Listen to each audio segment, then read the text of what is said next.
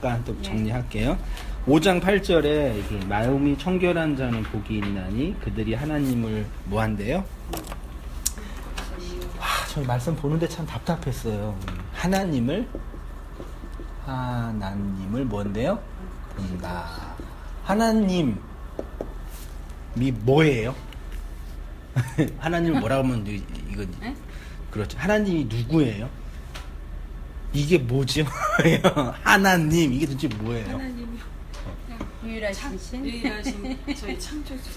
창조주. 네. 하나님은 창조주네요. 그러니까 어떤 대상과 실체가 아니잖아요. 부모가 뭐예요? 부모는 나를 낳아주시는 분. 부모. 세상에 낳아주시는. 그러면 우리 아버지가 돌아가시면 부모는 있는 거예요, 없는 거예요? 네? 아버지가. 엄마 아빠가 안 계시면 부모는 있는 거예요, 없는 거예요? 그러니까 부모님이 돌아가시면요. 네. 그래도 부모님의 자녀 계시죠. 그렇죠. 네. 네. 부모라는 돌아가셔도- 개별적인 실체가 없어도 네. 부모로 해서 보편자는 있죠. 네. 사람. 눈에는 안 보여도 마음속엔 늘 있죠. 사람이 뭐예요? 저 사람이에요? 사람이죠. 네. 제가 죽으면 사람이 없어지는 거예요? 아니죠. 이세가 또 이어가고. 그러니까 이게 어째 뭘 말씀드리는 거냐면 이게 철학 논쟁 중에 하나인데요. 네. 이게 이걸 보편자라고 하나님, 부모, 사람 이거 보편자라 그래요. 실제로는 없어요. 그 종족이 있는 거예요. 근데 그래서 없다고 하는 거예요. 여기 불신자들은. 근데 이게 부모라는 실체가 뭐 이렇게 물리적으로 이게 부모 아니잖아. 우리 엄마 아빠가 부모라는 개념은 나를 낳았기 때문에 부모지. 그분들이 부모는 아니에요. 실체는. 그런 개념 좀 철학적인 용어인데요. 그러니까 하나님이라는 실체가 있는데 이걸 지금 아까 표현하시기 창조주. 그러니까 창조한 분이 하나님이라고 정한 거잖아요. 그러니까 이 하나님을 부를 때 하나님이라는 대상이 우리 눈에 안 보이잖아요. 맞죠? 근데 성경에 하나님을 뭐 한대요? 본다. 보셨어요? 안 보셨죠? 실제로는 안 봐도 마음. 마음으로 본다. 그럼 마음으로 본다는 얘기는 뭐예요? 내 마음으로 하나님을 본다는 얘기. 이런 철학적인, 그러니까 되게 개념이 애매모호해요. 신앙의 개념 자체가. 뜬구름 잡는 얘기예요. 신앙이. 그래서 성경도 마음이 청결한 자는 하나님을 볼 것이다라고 하니까 내가 하나님 못 본 이유는 청결하지 못해서 내가 더러워서 모르는 거야. 그렇게 그래서 생각하지. 도덕적인 자책감을 가지고 신앙생활을 하는 거예요. 이게 이제 오늘 이 종교 안에 있는 아주 강력한 도덕성의 한계. 이게 죄책감이 사람을 다스리는 좋은 방법인 거 아시죠? 되게 무서워요. 근데 이런 식의 개념을 하죠. 그럼 하나님을 그러면 만나셨나요? 이런 거 만나셨어요? 만났다라 할 때 그 만남을 어떻게 설명할 수 있으실 수 있어요? 설명 안 되는 거야. 이게 문제네. 우리 지사님은 말씀을 통해서. 말씀을 통해서 만나셨어요? 저요. 이렇게 만난 적은 없지만 제 말을 저를 이렇게 보시고 이렇게 저 같이 늘 옆에 같이 계시는 것 같아요. 그러세요? 네. 하나님 보고 계세요? 네, 그렇게 믿어요. 그럼 집사님이 믿으시는 거죠? 네. 실제로는? 실제로 제가 눈으로 보고 확인하고 이런 거는 없지만 굳이 그러고 싶지는 않고요. 그러면 확인을 안 해도 그냥 믿어져요. 그러면 혹시 이런 심리 아닌가요? 어떤 거요? 내가 지금 병이 걸렸는데 내가 약 먹고 기도하고 애쓰면 병이 나을 수 있다 라는 신념으로 병 앞에 있는 거예요. 그러면 병이 낫고 안 낫고 둘째 문제고 그것이 나한테 위로가 되잖아요. 네, 그런 부분하고 조금 비슷하게. 그게 신앙일 수 있는 거잖아요. 제가 그걸 여쭙는 거거든요. 그러니까 우리가 생각하는 신앙이 마치 그런 신념인 거죠. 내가 노력하고 기도하고 애쓰면 하나님이 응답해 주실 거야. 되고 안 되고 두 번째 문제고 될 거야 라는 신념이 나한테 위로가 되는 거예요. 로또를 사고 이 번호가 맞출 수 있어 라는 신념. 그러니까 그 소망을 품고 있을 때는 행복하고 위로가 되고 버틸 수 있어요. 예를 들어서 부도수표를 들고 이거 안 맞으면 부도 나는데 이거 들고 이제 산에 올라가서 기도 열심히 해요. 열심히 해가지고 하나님께서 이 부도 막아줄 거라는 신념이 생겼어요. 내일 아침에 내려가면 터질 수 있는데 그 전까지는 나한테 소망이 되는 거죠. 이게 신앙이어야 되냐 얘기죠. 그렇죠? 이걸 신앙이라고 보면 우리는 너무 불쌍한 거 아닌가요? 실제로. 그게 이제 제가 이제 드리는 질문. 대부분 다 그런 신념으로 살아요. 그런 소망으로. 그래서 진리가 오면은 1차적으로 하는 게 뭐냐면 그 소망을 어떻게 해요? 그냥 부시는 거. 그래서 온당교 성도님이 더 이상 기도도 못하고 그런 거 못한다는 표현이 이전에 내가 소망이라고 신앙이라는 이름으로 소망을 품었던 내용들이 아닐 수 있다라는 걸 인정해야 돼버리니까 이게 흔들리는 거예요. 뭐 기도도 안 되고 이제 뭐 말씀 읽었다 다 오역됐다 그러니까 읽지도 못하고 이런 식으로. 일단 제 질문은 그거예요. 그럼 하나님을 본다라고 할 때 이제 요걸 제가 정리했는데요. 본다라는 이 단어 안에 본다라는 단어가 헬라어에 제가 사전을 찾아보니까 15개가 돼요. 본다라는 단어가요. 그래서 그걸 쫙 4개로 정리했거든요. 4개로. 김 목사님이 4개로 정리했는데 첫 번째로 보는 게 뭐냐면은 옵타노마이라는 단어예요. 옵타노마이. 한글로 쓸게요. 이거는 뭐냐면 그냥 보는 거예요. 그냥 시력. 1단계. 이게 이 하기 전에 신앙의 영역에서요. 질문 드릴게요. 신앙의 영역에서 시간이 지나면 이 성숙, 단계, 성장의 그런 성숙과 미성숙 나눌 수 있나요? 신앙이란 영역에서요. 이분은 신앙이 성숙했다. 이분은 미성숙했다. 아직 성숙하지 못했다. 이게 구분할 수 있나요? 성경에서는 네. 어린아이와 그 어른의 차이로 얘기를 하지만 사실 이 믿음이라는 것은 우리가 사유할 수 있는 것이 아니기 때문에 온통 하나님의 은혜인 거죠. 그러니까 이것은 내가 사유가 되지 않은 거기 때문에 그 성숙이다 성장이다의 표현은 아니지 않느냐 하는 생각이 첫 번째 들고 그다음에 두 번째로 굳이 성숙이라는 얘기를 쓴다면은 얼마나 이것도 하나님의 은혜지만 얼마나 내가 자기 부인이 얼마나 많이 돼가느냐 자기 부인 자기 부인의 비워짐에 따라서 어린아이에서 어른으로 가는 부분이 아닌가 그런 힘이 있어야만이 뭐 오래 참음이라든가 또 하나님 것들이지만 모든 것들이 여기서 나오는 것들이 아닌가 하는 생각은 들어요. 저는. 그러면 이렇게 어떤 신앙의 어떤 단계나 수준을 이렇게 구분하는 거는 옳지 않은 것 같나요? 그래서 뭐 굳이 아까도 얘기했지만 한다면은 자기 부인. 그럼 자기 부인의 자기 부인의 기준에 따라서 부인이 잘 된 사람은 신앙이 성숙한 사람, 잘 안 된 사람은 신앙이 미성숙한 사람, 성숙하지 못한 분 그렇게 좀 구분을 굳이 따진다면 난 그거로 그렇게 할 수 있다. 그렇게 볼 수는 있지 않나. 집사님은 그럼 부인이 아니란 얘기인가요? 아니 부인은 맞는데 구분이 안 된다는 얘기인가요? 네, 그게 뭐 저 사람 성숙한 사람 우리가 신앙이 그러니까 신앙에서 성숙한 사람 신앙이 성숙 안 한 사람 이렇게 그걸 우리가 논한다는 거는 좀 우리가 논하는 게 아니라 로마서에 보면 바울이 그런 얘기를 했던 얘기를 신앙이라는 게 성장의 단계가 있잖아요. 어린애가 자라는 것처럼. 우리가 태어나서 어린아이도 있고 청소년 때가 있지만 그걸 뭐 하기는 좀 싫다. 네, 저 사람은 신앙이 성숙한 사람, 신앙이 좋은 사람. 저 사람은 신앙이 없는 사람, 미숙한 사람. 그걸 그렇게 구분하려고 하지는 않는데도 그래도 이렇게 신앙의 단계는 있지 않냐 얘기죠. 단계는 있겠죠. 처음 단계. 젖먹이 때부터 그런 있으니까. 의미에서는 구분이 가능할 수 있다는 얘기죠. 누구를 이렇게 너는 신앙이 낮다 그런 개념이 아니라요. 그럼 이 구분을 그동안 개신교에서 어떻게 했냐면 이걸 계급화로 했죠. 일반적으로. 평신도, 권찰, 집사, 안수집사, 뭐나 그다음에 권사, 장로, 그다음에 당회장 이렇게 해서. 라고 뭐 저기 올라가려면 얼마나 걸리겠다.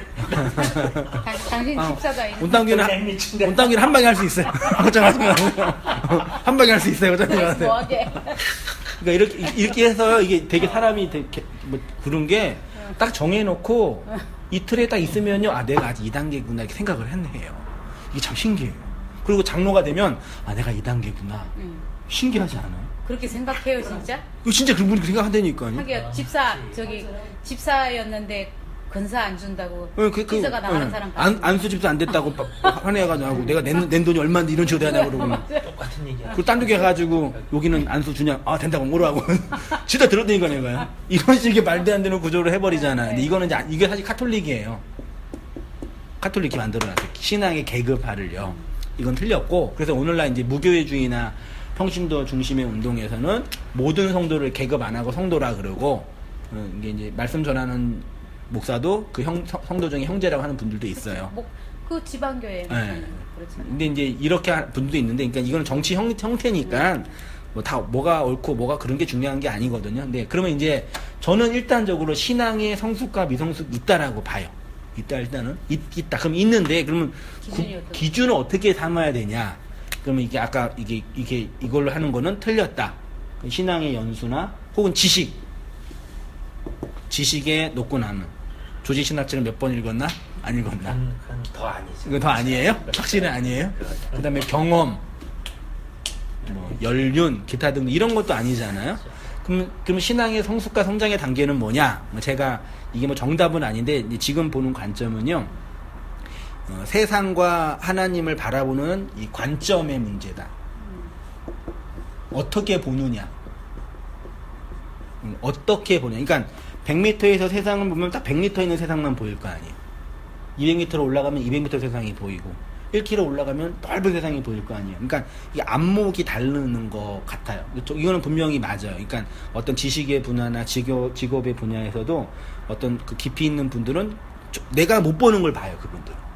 전문가는. 그렇죠? 제가 아무리 봐도 안 보이는데 전문가는 그게 보이는 거예요. 그런 어떤 신앙의 어떤 그런 성숙과 깊이는 있다. 그게 이제 관점이다. 그걸 이제 제가 이 세상을 어떻게 보냐의 관점이에요. 그래서 보는 관점을 4가지로 정의했는데 첫 번째가 옵타노마이고 두 번째가 에이돈이고 세 번째가 블레포고 헬라어예요. 그냥 용어만 기억하세요. 네 번째가 호라오라고 해요. 이게 다 맞는 건 아니에요. 호라오라고 하는데요. 옵타노마이는 뭐냐면 1단계로 그냥 사물을 보는 거예요. 저 보이시죠? 예. 눈 감으면 안 보이죠? 시력으로 보는 거예요. 그렇죠? 두 번째로는 내가 대상을 목적을 가지고 보는 거예요. 저는 지금 너무 사탕을 먹고 싶어요. 제 마음속에. 이게 뭘로 보일 수 있어요? 사탕. 그럴 수 있죠. 네. 내 욕망으로 이걸 보는 거예요. 이게 에이돈에서 뭐가 나왔냐면 에이돌론. 에이돌론이 뭐예요? 아이돌. 아이돌로 애들이 좋아하는 거. 이거 원래 우상이잖아요. 그러니까 우상이라는 뭐냐면 내가 욕망하는 것으로 이걸 보는 거예요. 이스라엘 백성이 광야에 나와서 시내산에서 율법 받고 자 하나님 만들자 할 때 하나님이 만들었어요. 내 욕망에 있는 하나님 만든 게 뭐가 됐어요? 소. 그러니까 이스라엘 백성이 욕망하는 그 욕망의 핵심은 하나님은 소. 나한테 풍요와 번영과 돈을 주는 그분. 그렇게 욕망하는 거예요. 그러니까 뭐든지 내 중심에서 요걸 보면은 내가 욕망하는 대상이 돼요. 그게 우상이에요. 세 번째는 이건 탐구하는 거예요. 철학적인 탐구, 분석. 이게 철학적인 탐구를 하는 거죠. 이건 뭐지? 이렇게. 여기까지가 이제 소위 말해 율법적인 구약적인 봄이에요. 그냥 사물을 겉으로 보고 내용으로 보고 목적으로 보고. 근데 호라오는 뭐냐면 사물의 내용을 보는 거예요. 말하자면 뭐 적당한 예화는 뭐 안 될 수 있겠지만 사물이라는 게 존재라는 게 겉이 있고 그다음에 뭐가 있어요? 속이 있죠. 나가 사물을 보는데 이 겉에 드러나는 것을 통해서 율법을 통해서 그 안에 있는 내용을 보는 거죠. 그걸 호라오라고 하자. 됐죠? 이 호라오가 사물의 본질, 그를 보는. 그러면 하나님을 본다라고 할 때 이 본다가 원문에는 뭘로 되어 있을까요? 뭘로 되어 있어야 돼요? 호라오로 되어 있어야 되는 거죠. 물론 다 그런 건 아니에요. 어느 성경을 보면 호라오가 그냥 겉만 보는 것도 되어 있을 때가 있어요. 그러니까 좀 다 이걸 논리화하는 건 좀 어려운 부분이 있는데 가르침을 위해서 그래서 하나님을 호라오 한다 되어 있어요. 하나님을 내용으로 본다. 그러면 하나님을 본다라고 할 때 하나님이라는 이 초월의 영역이죠. 이건 초월이고 묵시고 영혼이고 형이상하의 개념이니까 우리가 감지가 안 되잖아요. 본다는 건 물리적으로 보는 거니까 말이 안 되잖아요. 그래서 하나님이라는 초월자가 이 현상계 안에서 투영돼서 나타나는 모습이 있어요. 하나님을 볼 수 있는 내용물, 이걸 통해서 하나님을 본다라고 할 때 이게 뭐냐면 첫 번째가 성경은 예수를 설명하죠. 말이니까. 두 번째가 역사는 뭐냐면 시간과 공간에 의해서 만들어진 장소예요. 이게 세상. 세 번째가 사람. 그럼 다시 말할게요. 나가 하나님을 보는 관점은 뭘로 결정되냐면 내가 성경을 어떻게 보느냐. 성경을 겉으로 드러난 A돈으로 보면 겉에 드러난 문자라면 볼 거 아니에요. 내 욕망으로 보고. 맞죠? 그러면 이 역사를 어떻게 보냐? 내용으로 보냐? 겉으로만 보냐? 사람, 이웃을 이걸 어떻게 보느냐에 따라서 그 사람이 하나님을 어떻게 이해하나를 결정되는 거예요. 그래서 예수님께서 사람들에게 선지자, 이 지극히 작은 자 하나에게 대한 것이 누구한테 대한 거랬어요? 하나님. 그러니까 만약에 제가 하나님을 본다라고 할 때는 하나님이라는 그 실체는 우리가 감지가 안 된다는 얘기죠. 하나님을 본다는 얘기는 하나님으로 설명된 성경을 어떻게 보냐. 됐죠? 그리고 이 하나님으로 펼쳐지는 역사, 시간과 공간으로 만들어진 현상을 어떻게 해석하느냐. 그리고 그 역사 안에 있는 사람들, 하나님의 형상과 모양을 갖고 있는 사람들을 어떻게 보느냐에 따라서 그 사람이 하나님을 보는 신앙이 결정되는 거고, 그것을 호라오 하냐, 블레포 하냐, 에이돈 하냐, 옵탄노마이 하느냐에 따라서 신앙의 성장과 수준과 그 사람의 깊이를 설명할 수 있지 않냐. 요 정도까지만 정리를 했거든요. 그러면 이제 질문이 나오죠. 그럼 어떻게 호라오 합니까? 그 문제가 이제 나오는데요. 제가 어디에 썼냐면요. 그 2페이지 맨 아래에 호라오 있어요. 2페이지에요. 맨 아래에 2페이지 위로 올라가네요. 네 번째 봄을 호라오라고 합니다. 불교에서는 오도를 통해 깨달을 오의 길도자, 예수님이 길이시죠. 오도, 진리를 깨달음을 통해서 세상과 나의 본질을 깨달아 해탈하는 거죠. 그러니까 불교의 해탈과 기독교의 구원은 개념이 다른데 이렇게 이제 표현을 해요. 기독교에서 호라오의 봄을 복음적으로 설명을 하면 하나님의 말씀으로서의 뭐요? 성경이 제일 중요해요. 이게 이제 저의 어려움이에요. 우리 성도님들 성경에 대한 사모함이 크셔요? 이렇게 묻는 거죠. 성경 알고 싶으세요? 김지사님, 성경의 내용, 성경의 의미 궁금하세요? 아니, 성경을 알고 싶어서 그냥 옛날에는 많이 읽었죠. 진짜로 많이 읽었죠. 그냥 뜻도 모르면서 그냥. 근데 그 옛날에 그러니까 그 읽으면서 이렇게 왜 막 어떨 때는 울기도 하고, 성경 보면서 뜻을 모르면서 울기도 하고, 어떨 때는 기쁘기도 하고, 성경 말씀이 오묘하고 달다 그랬잖아요. 그러면서 그걸 보면서, 근데 지금 와서 생각하니까 내가 만들어낸 뜻도 모르고 읽으면서 감동은 되셨잖아요. 그렇죠. 감동받는 거기에 거. 문제가 있는 거야. 어. 달다 그랬잖아. 그러니까. 근데 소화가 되면 쓰대. 그러니까. 이 과정을 안 건 거야. 쓰진 않았어. 쓰잖아, 이 단 것만 있으니까. 아, 그러니까 그런 경험이 있으시구나. 있죠. 읽으면서 울기도 하고 기쁘기도 하고 그랬죠. 근데 그게 그런 것들이 내가 만드는 내가 하나님, 소원하고 옛날에- 열망하는 예, 어떤 차원에서. 옛날에는 하나님 주시는 거라 생각했죠. 몰랐으니까. 음. 근데 지금 와서 생각해 보니까 내가 만들어낸 거. 지금은 성경에 대한 어떤 의문이나 사모함이나 알고 싶은 마음이나 성경처럼. 우리 집사님은 저도 비슷해요. 네, 그죠. 저도 어떤 때는 정말 감동 때문에 눈물 날 때도 있고 그래 거의 비슷한 것 같아요. 성경의 내용이 궁금하다 이런 거. 성경의 본문의 의미가 뭘까? 이런 어떤 그런 생각을 그렇게 많이 안 했어요. 그쵸. 왜냐하면 읽으면서 깊이 있게 생각을 안 하고 그거 그대로 그냥. 그러니까 말 제가 이제 그대로 고민이 뭐냐면요. 저는 뭘 근거로 설교해요? 말씀한 거로 성경이라는 텍스트를 해석하잖아요. 네. 설교는 성경을 해석하는 거거든요. 네. 근데 회중들이 성경에 대한 어떤 궁금증이나 의문에 대한 기대가 크지 않아요. 보편적으로 다 그런 건 아니지만 그러니까 성경을 풀어서 해석하는 게 부담이 되는 거예요. 근데 성도들은 설교를 들으려고 하기도 해요. 그리고 궁금해해요.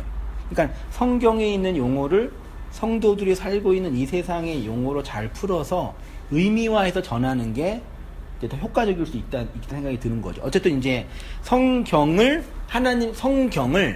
해석을 해야 되는데 이 성경을 해석해주는 실체가 누구예요? 성령이죠. 성령은 하나님이잖아요. 성령 하나님이 어떻게 역사해요? 그게 교사의 가르침을 통해서 조명이 일어나요. 조명은 뭐냐면 이렇게 빛이 비추는 거예요. 성경이라는 텍스트가 보이지 않는데 빛이 쫙 비추어서 이게 그런 의미였군요를 알게 되는 거예요. 그때 마음이 뜨거워지거든요. 그렇게 하고 이 성경 안에 있는 예수를 내용으로 알아먹으면 우리 안에 영적인 조명이 일어나. 그래서 그걸 호라오라고 하는 거예요. 그걸 한마디로 말하면요. 거듭남이라고 하는데 하나님을 본다는 건 있죠. 제가 볼게요. 우리가 하나님을 본다는 것은 우리의 시력으로 객관적으로 존재하는 사물을 보는 것처럼 볼 수 있는 것이 아닙니다. 왜냐하면 하나님은 물리적으로 존재하는 사물이나 대상이 아니기 때문입니다. 우리가 하나님을 보기 위해서는 몇 가지 전제가 필요하는데 첫째로 존재하는 하나님의 실체가 있어야 하고 하나님의 실제로 역사 속에 오신 분이 바로 예수 그리스도이고 두 번째로는 예수를 예수로 알아볼 수 있는 우리의 시력이 필요합니다. 문제는 모든 인간은 선악과를 먹어서 선악 판단의 주체로 두 마음을 품음으로 자신이 신의 자리에 올라서 있기 때문에 예수 그리스도를 하나님으로 보지 못합니다. 그러니까 맹인이죠. 안 보이는 거죠, 예수를요. 그래서 우리의 시력이 어떤 변화가 일어나야 되는데 그 변화를 성경은 거듭남, 중생. 예수님께서 니고데모에게 내가 거듭나지 아니하면 하나님의 나라를 볼 수 없다. 그러니까 거듭나야지만 하나님의 나라를 본다. 하나님의 나라를 본다가 하나님의 나라에 들어간다. 이렇게 표현하고 계셔요. 그러니까 우리 안에 성령에 의해서 어떤 조명과 변화가 있어야 돼. 됐죠? 그러면 그래서 이제 이걸 언제 느끼냐면, 언제 이게 확인이 되냐면, 말씀이 내용으로 내가 확 다가와요. 그러니까 어떤 느낌, 어떤 방언, 어떤 체험, 이게 아니라요. 성경의 텍스트가 내 안에 마음으로 다가와요. 제가 언제 하나님의 살아계심을 느낀다고 고백했어요? 말씀을 전해. 그렇죠. 말씀을 사람들에게, 이웃에게, 다른 사람에게 전할 때 말이잖아요. 제 말이잖아요. 근데 말이 들어가는데 이 말이 제 말인데 제 말이 제 마음으로 말씀을 듣는 성도의 마음속에 들어가요. 물론 다 들어가는 건 아니에요. 어떤 분은 안 들어가.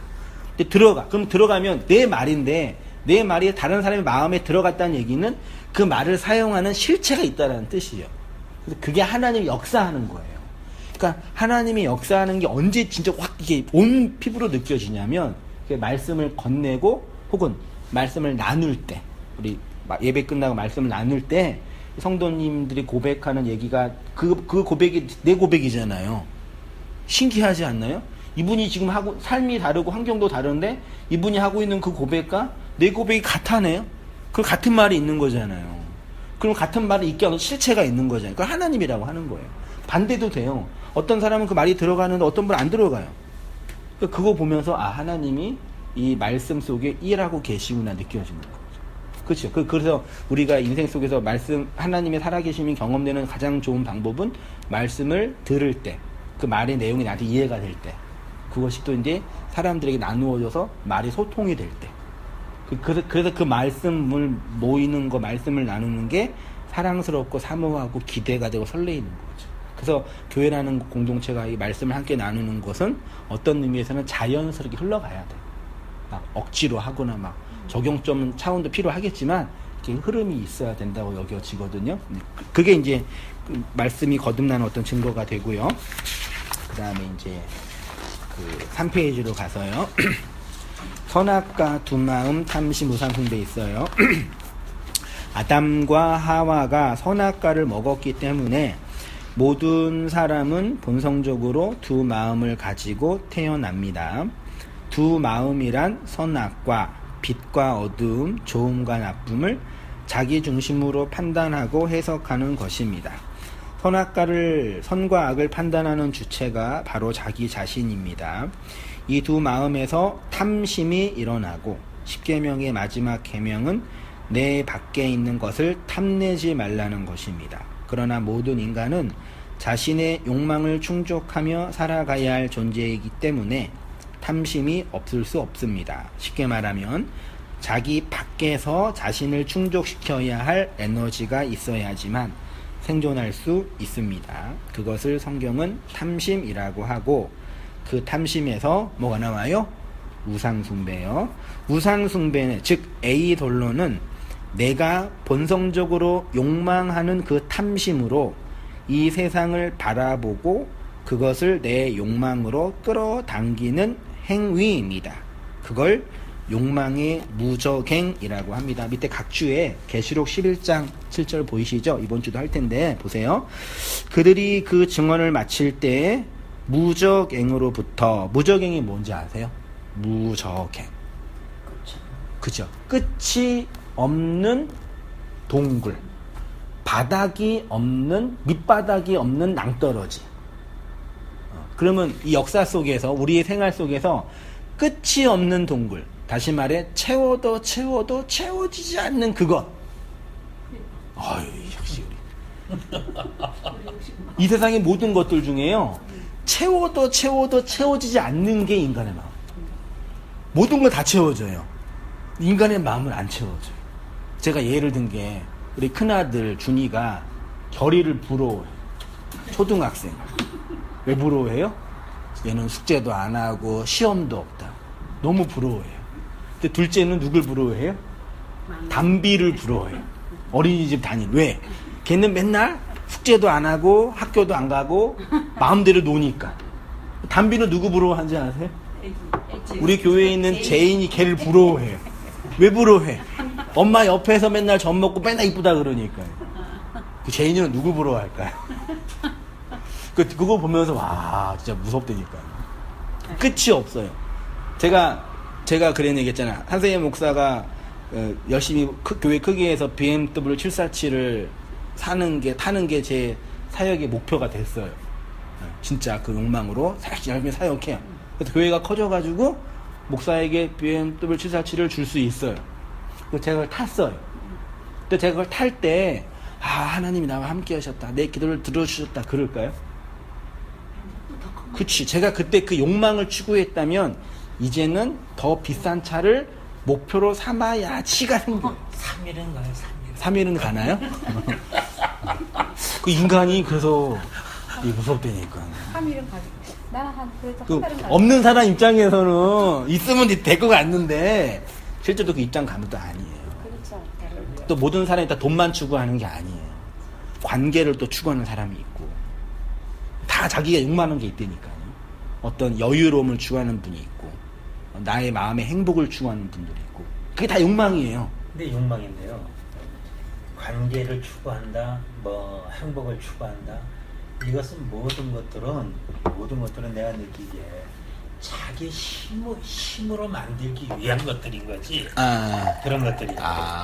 그래서 난 관계, 말 좋게 자기 행복이다, 아니면 사람들 간의 관계다, 불교에서 뭐 선이나 뭐 하는 것들을 떠들고 하지만 이런 것들이 모든 것들이 다 그냥 자기의 힘을 그걸로 나를 정당하고 내 에너지를 삼으려는 관점에서의 관계, 돈 그런 거란 얘기죠. 예. 돈이랑 똑같아요. 그렇죠. 예, 돈이 다른 걸로 환원된 거죠. 그게 이제 무적행. 근데 그 우리의 마음이에요, 무적행이. 그 무적관계에서 뭐가 올라온대요? 짐승. 그러니까 그 짐승이 누구예요? 나예요. 진리를 깨닫지 못하는 나. 근데 그 무적 짐승이 그들과 더불어 뭐 한대요? 전쟁. 그러니까 하나님의 진리를 전하는 두 증인이거든요. 그 하나님의 진리가 무정행에서 올라오는 짐승과 전쟁을 해. 이게 성도가 역사 속에서 경험하는 영적 전쟁이. 계시록에서 예견되는 모든 거 있잖아요. 그거는 미래에 있는 어떤 일이 아니라요. 예수 믿고 진리를 발견하고 가고 있는 우리 성도님, 지금 성도님들이 인생과 삶 속에서 경험하는 그 무시무시한 전쟁. 이게 끔찍한 전쟁이지 무슨 뭐 와가지고 어떤 세상의 전쟁 그런 걸 얘기하는 게 아니에요. 근데 다 대부분 다 그런 종말론적인 개념에서의 그런 성도만 이 역사 속에서 내가 죽어가는 영적인 전쟁을 경험하잖아요. 그게 아마겟돈 전쟁이에요. 그리고 성도는 반드시 그 전쟁을 치루어요. 그리고 거기에서 반드시 어떻게 돼요? 죽어요. 그 진리에 의해서. 그래서 하나님의 백성으로 살아나는 거예요. 마가복음 9장 47절 보시면요. 만일 내 눈이 너를 범죄하게 하거든 빼어버리라. 한 눈으로 하나님의 나라에 들어가는 것이 두 눈을 가지고 지옥에 던지는 것보다 나으니라. 거기에는 구더기도 죽지 않고 불도 꺼지지 아니하느니라. 그러니까 이런 식의 지옥에 가는 게 두려워서 예수님을 믿는 분들이 많이 있더라고요. 막 눈 뽑히고 혀 잘리고. 그거는 성경이 말하는 지옥이 아니에요. 내 마음은 호수다. 이게 거짓말이에요. 참말이에요. 제 마음은 호수예요. 어디요? 목사님 그럴 거 아니에요. 그러니까 그 상징적인 표현이죠. 내 마음이 깊고 네. 그런 언어예요. 그러니까 내 마음은 불바다다. 불이 있는 건 아니잖아요. 근데 그걸 이게 우리가 인간적으로 표현할 때는 다 내 마음을 불바다 그러면 너 불 있어 그렇게 안 보잖아요. 그냥 내가 지금 마음이 뜨겁나 보구나 이렇게 해석하잖아요. 성경 그렇게 해석 안 해요. 왜 그래요 도대체? 여기 두 눈을 뽑는다 진짜 이렇게 그렇게 생각하는 분들이 있고 구더기도 죽지 않고 불도 꺼지지 않는 이거는 이게 구약의 문맥을 이해해야 되는데 성전 제사를 드리면 성전 제사를 동물로 드리니까 다 드리면 이제 사체가 남잖아요. 그걸 버려야 될 거 아니에요.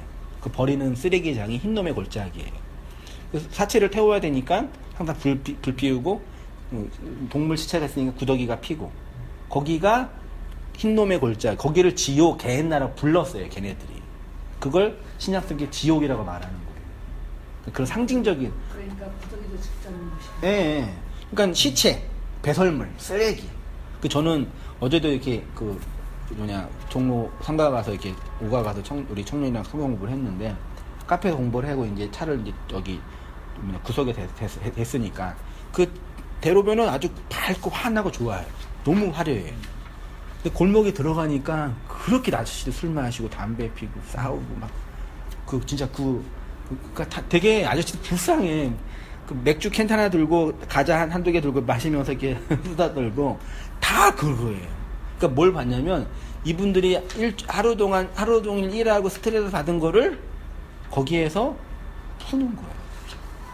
그러니까 거기가 막 쓰레기장이지. 욕망의 쓰레기장. 우리도 다 그런 거 풀어요. 여자들, 아줌마들 언제 푸시냐면 제 보니까 애 유치원 다 보내고 10시부터 12시까지가 자유시간이거든요. 엄마들, 직장 안 다니시는 분들.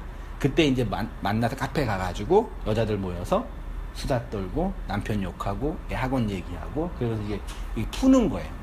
이게 나오는 거잖아요. 이렇게요. 이걸 배설한다. 그래서 우리가 건강하게 살려면 우리의 욕망과 이런 걸 좀 배설을 잘 해야 돼요.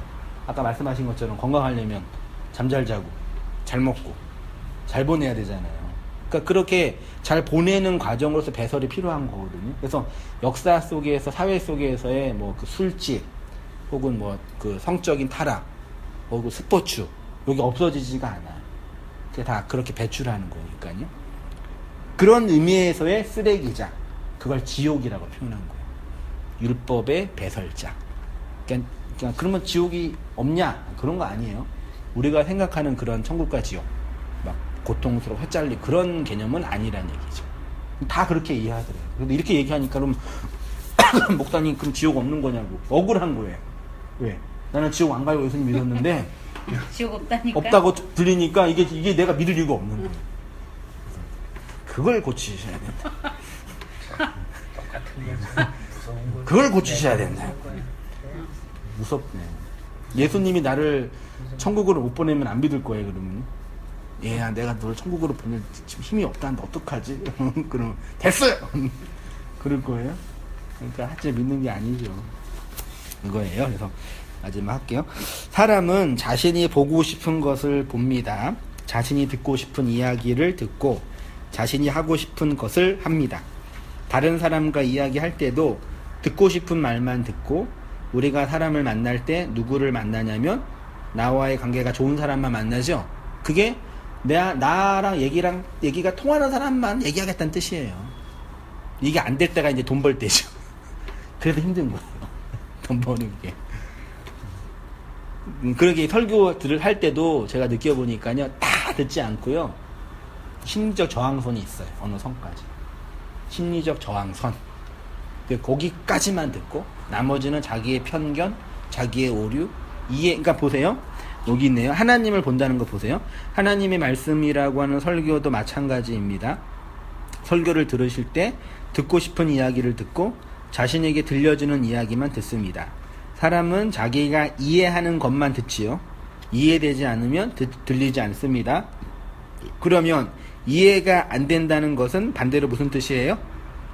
안 듣겠다라는 표현이죠. 반대로 얘기하면요. 의지적으로 듣는 것을 거부하는 사람도 있지만 적극적으로 거부하지 않아도 듣지 않는 사람들이 있습니다. 물론 용어나 논리가 어려워서 이해 못할 때도 있습니다. 그러나 본질적인 것이 아닙니다. 그냥 내가 듣기 싫어서, 혹은 듣는 게 힘들어서, 바빠서, 귀찮아서 이해하려고 노력하는 게 안 되는 거, 이런 측면. 그래서 이해만 하면 들리잖아요. 근데 이해를 안 하시는 거예요. 못 하시는 거죠. 안 되는 거죠. 그 이유가, 아니 이것도 있지만 이건 미미하다고 봐요. 이것도 있지만 그 이유 중에 하나가 아직 안 들리는 거죠. 그렇죠. 안 들리는 거예요. 그러니까 안 들리는데 안 듣고 싶어서 안 듣는 게 아니라 능력이 안 되는 건가요? 안 들리는 거예요. 들리지가 않는 거지. 내 사유 공간 밖에 일이다. 내 밖에 있는 거. 밖에 있는 거. 다른 언어잖아요. 그래, 밖에 있는 거기 때문에 안 들리는 거예요. 이런 이유도 두 번째예요. 안 들리는 거예요. 어떻게 들리게 하지? 본인이 여태까지 옛날에 거기 꽉 차 있잖아요. 옛날에 보는 것이 자기가 알고 있는 자기가 오는 신앙, 그게 신앙인 줄 알고 기존 목사님들이 들었던 그 말씀을 먹고 있는 그게 꽉 차 있으니까 그게 진리인 줄 알고 그죠. 붙잡고 있으니까 그게 안 들어오는 거예요. 그걸 이제 버려야 되는데 그게 진리를 생각하니까 못 버리시는 건가요? 그럴 수도 있죠. 그거죠. 난 그거라고 봐요. 제가 말씀하죠. 그래서 자기 부인인 거고, 내 안에 내 것이 자기 애를 얼마나 만큼 하나님이 비워주느냐에 따라서 이것이 들어오고 안 들어오는 그러면 내가 틀렸다는 게 인정이 돼야 되네요. 그렇죠. 그래서 이것이 그 방법론은 계속 깨달아 가면서 관점이 틀려지고 바라보는 것이 틀려지고 해야만 이게 가능해지더라는 얘기예요. 세상 것만 오로지 바라보는데 안 돼요. 안 들리죠.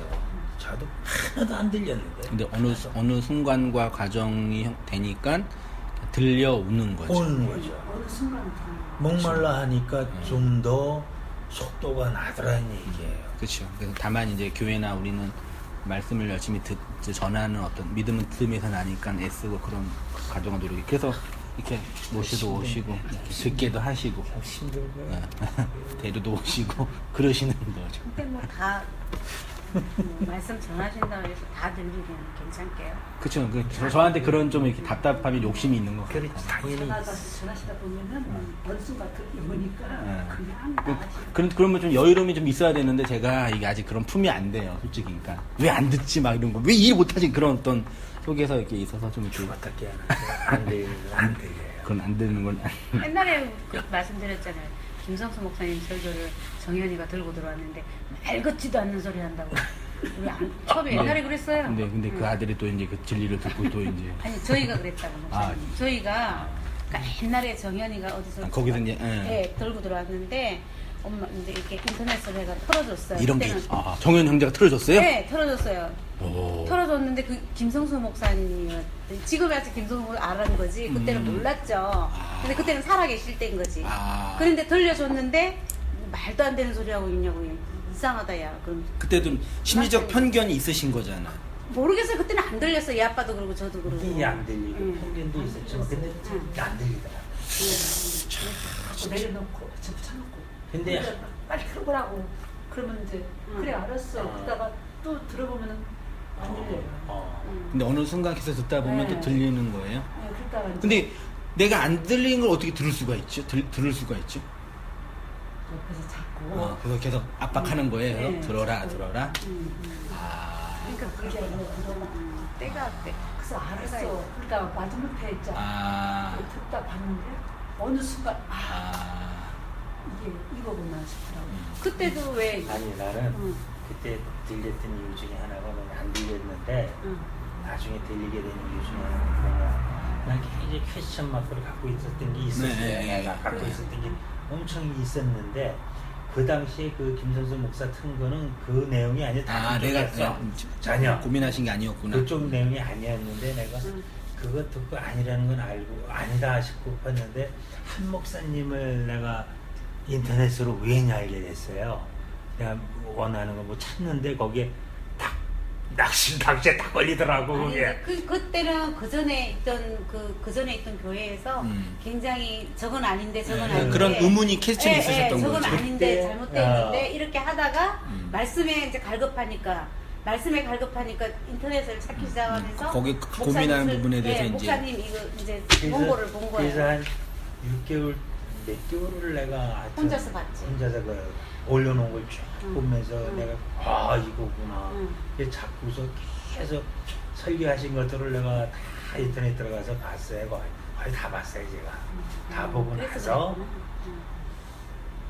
여기에 김성수 목사도 써있고 막 그러길래 또 들어가서 보니까 같은 저거고 하니까 그때야 그러니까 뭐 그냥 이게 기초가 돼 있으니까 이게 쭉 들어오더라는 얘기예요.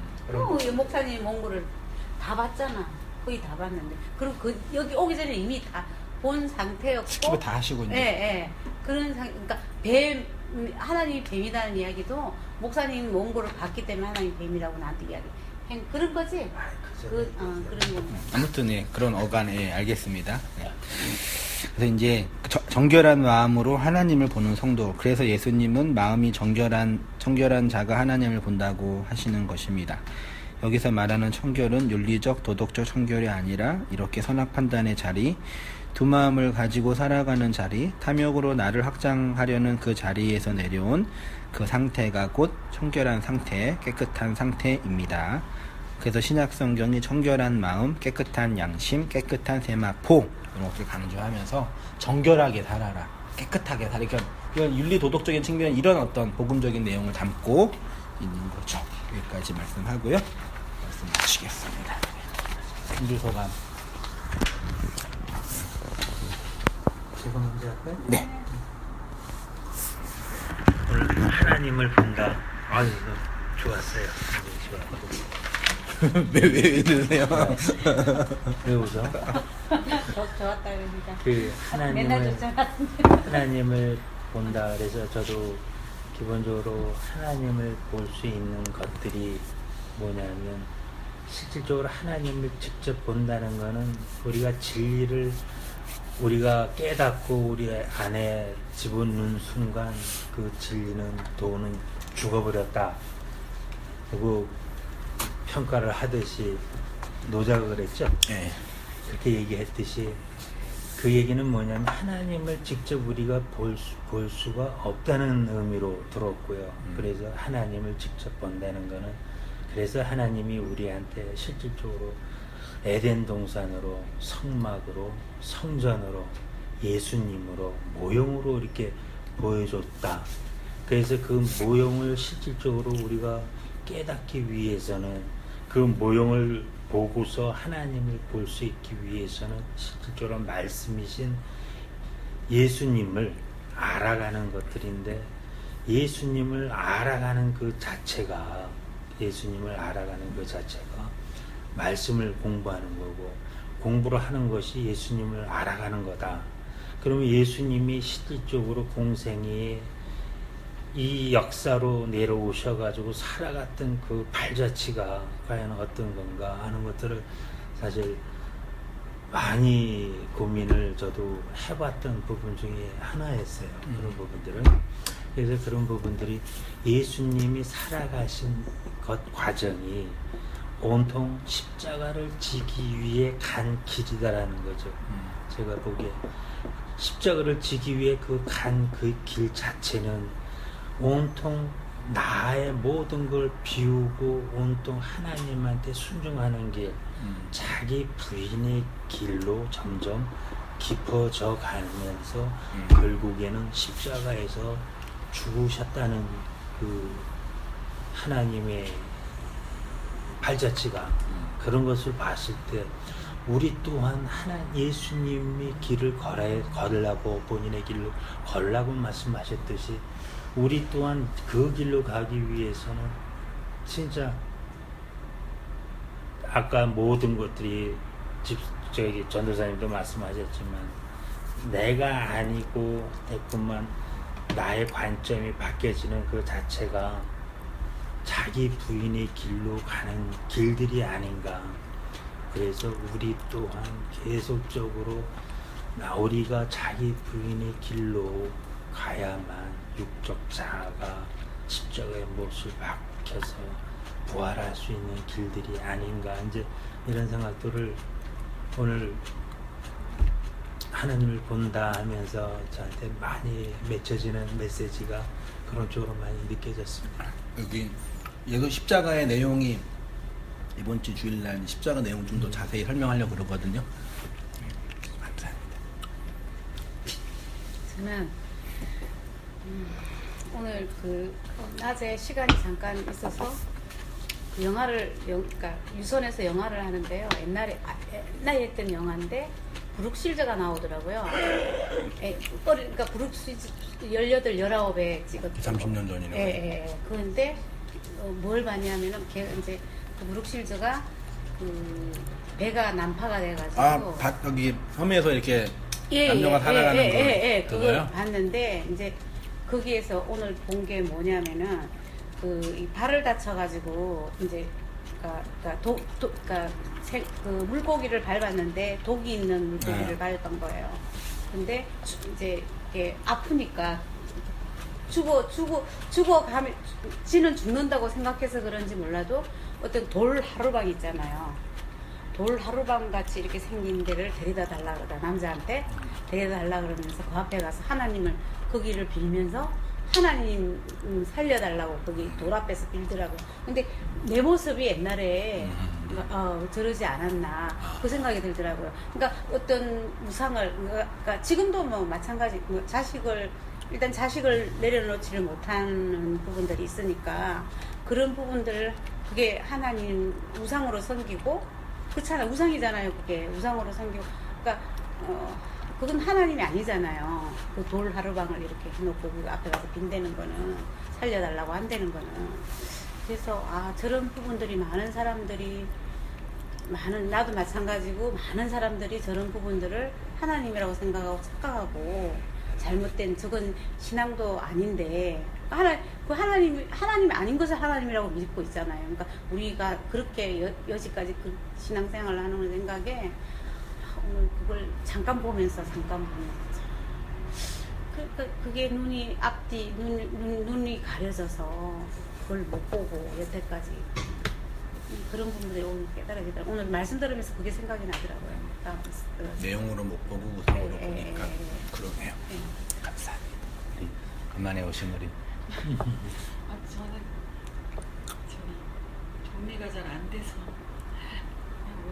그냥 패스. 네, 패스. 그냥 정리가 안 되더라고요. 네. 그냥 사신 거라도 한 말씀 해주세요. 사실 아팠어. 작은 기억밖에 없어, 언니, 그지? 아니 저는 하나님을 본다라는 말씀해 주셨잖아요. 네. 그 부분에 대해서 이제 여기 마지막에 본다는 거는 이제 자기를 그 내려놓은 상태, 그 청결한 상태요. 그 부분이 이제 그 부분에 대해서 많이 생각을 하게 되고요. 네, 알겠습니다. 감사합니다. 저도 마지막에 청결한 그 마음이 내려놔야만이 이제 그렇게 되는 건데 저를 이렇게 경험상 볼때 이런 줄 알았거든요. 뭐 얼마나 간사한 인간이 다시 또 살아나 다시 또 막 작아지고 그런 걸 보면서 저 사실 너무 한심할 때가 많거든요. 요즘 또 이렇게 혼자 있으면서 혼자 있을 때 자기가 자신을 더 확실히 내가 하나님에 대한 다시 볼 수 있잖아요. 더 확실히. 그러면서 진짜 한심하더라고요. 저 이거밖에 안 되는구나. 그런 거 많이 오늘 또 이렇게 천그림자가 하나님을 볼 수 있다 이 말씀 저한테 찌르는 것 같은 그런 자책감이랄까 아무튼 그런 마음을 가졌어요. 찔렸어요. 찔리셨어요. 찔렸어요. 네, 또 이렇게 말씀 또 잘 이렇게 담고 그 말씀으로 찔려서 아파하실 뿐만 아니라 또 그것으로 또 이렇게 건강하게 또 성장하고 이렇게 내 자신이 우상화되는 그런 느낌도 올라온다고 너무 거기서 벗어나라고 그러니까 너무 이게 오랜 시간 가니까는 그냥 거기에 그냥 멈추는 그런 느낌이 들더라고요. 이제 빨리 벗어나든지는 또 그 다음 단계 넘어가야 되는데 그게 너무 오래 가니까 내 이제 건강 찾기에만 힘쓰는 그런 느낌이 들고 그래서 내 자신이 우상되는 그런 느낌이 들고 이게 워낙 몸이 건강하지 못해서 고통을 많이 당하셨으니까 그 기간이 너무 그러니까 그 어떤 의미로 그렇게 건강에 예민하게 반응하는 거는 어떤 의미에서는 좀 자연스러운 당연하고 자연스러운 마음의 행동이라고 좀 생각이 들거든요. 어떤 의미에서는 왜냐면 워낙 그동안 많이 아프시고 편찮으셨으니까 그러니까 너무 이렇게 그런 쪽으로만 너무 이렇게 하시지 마시고 내가 나를 용서하고 이해하고 받아들이는 차원에서 다른 또 사연이 있으시겠지만 네, 그렇습니다. 감사하고 제가 잠깐 기도하고 같이 하나님 아버지 하나님을 보는 것에 대해서 말씀 나누고 공부하고 교제하게 하시니 감사합니다. 우리가 하나님을 이 세상을 성경을 또 역사를 다른 사람들을 그 진리로 대하고 내용으로 볼 줄 아는 안목과 신앙의 깊이를 허락하여 주셔서 우리의 인생이 또 하나님의 주권과 인도하심에서 아름답게 인도되어지도록 도우시고 고백하고 나누는 우리의 모든 삶이 다 되어지도록 은혜 베풀어 주시옵소서. 더 선명하게 깨달을 수 있는 진리의 조명을 허락하여 주시고 내가 깨달은 내용들을 잘 마음에 담아서 또한 우리 이웃들에게 말씀을 증거하고 전하고 우리의 공동체에게 흘려주고 나누어 줄 수 있는 저의 모든 삶이 다 되어지도록 함께하여 주옵소서. 예수님의 이름으로 기도하옵나이다. 아멘. 고생하셨습니다. 예.